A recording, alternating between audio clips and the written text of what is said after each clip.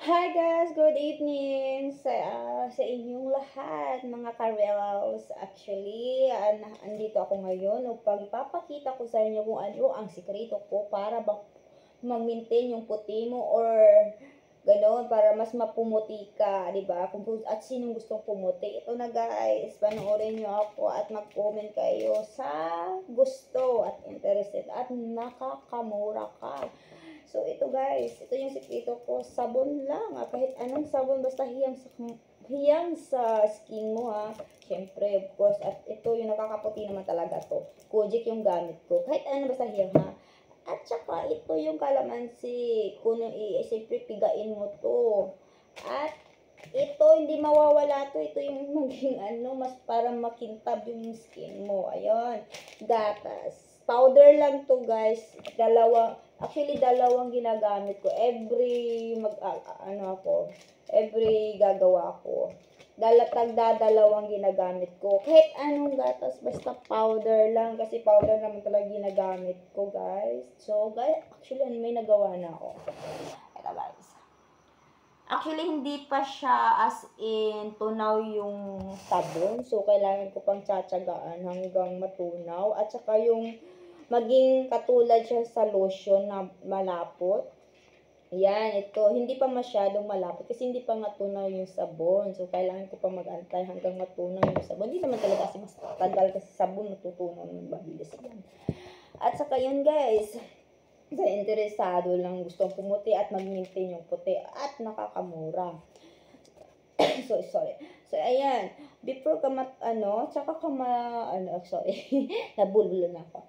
Saka ka mag-apply nito, of course, ang una mong gagawin ay maligo. Tapos maligo, at saka ka maglagay na, saka ka mag-alagay, saka mo apply sa katawan mo. I-apply mo ito sa buong katawan mo. Buo talaga katawan mo. Tsaka, antayin mo ng 1 oras. Hanggang 1 oras kung tsatsagaan mo lang talaga, irarab mo hanggang 1 oras. Mas maigi, mas maganda. Irarab mo ha. Mas maganda kasi. Tapos, siyempre 1 oras yun. Pagka 15 minutes na lang yung oras mo, lalagyan mo na yung mukha. Mabilis lang kasi sa mukha dapat. Kasi manipis lang yung mukha natin, siyempre, di ba? Hindi katulad talaga sa katawan natin. Makapal-chok lang. Anyway, yun lang guys. At yun. Sa gusto lang naman at nakakamura at wala namang side effect to. At saka, actually, wag nyo kalimutan din pag lalabas kayo. Wag nyo naman kayo masyadong mapabilad sa araw. As in araw talaga. Siyempre, nasisira din naman yung skin mo. At saka, maglagay ka na naman kahit kunti lang na sunblock, lalo na sa mukha mo. Maglagay ka ng sunblock, kahit anong sunblock, basta hiyang ka rin sa sunblock mong gagamitin. Yun lang. Yun. Sa interesado lang. Ito, nakikita mo lang to sa kusina mo. Hindi ka na talagang maghihirap kahit ano. Hindi ka na maghihirap pa maghanap-hanap pa doon. So, nami-maintain mo yung kutis mo. Kutis artist. Diba? At saka natural lang yung puti.